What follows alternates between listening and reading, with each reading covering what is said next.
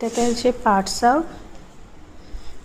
আমার শাশুড়ি বেছে দিয়েছে গ্রামের বাড়ি থেকে। তো আজকে পাট শাক বানাবো ভাজা, ওটারই রেসিপি বলবো।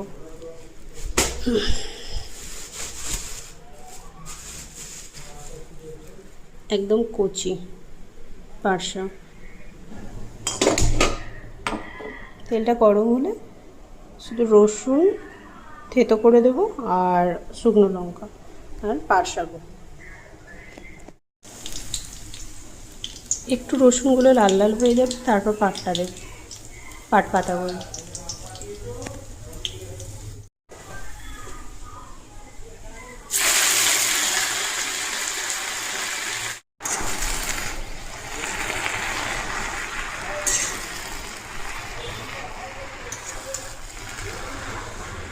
ভাজার পর এরকম হয়ে যাবে, তো আপনাকে নাড়িয়ে ভেজে নিতে হবে, হালকা শুকনো হয়ে যাবে।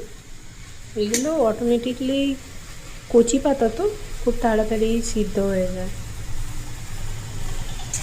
দেখতেই পাচ্ছেন।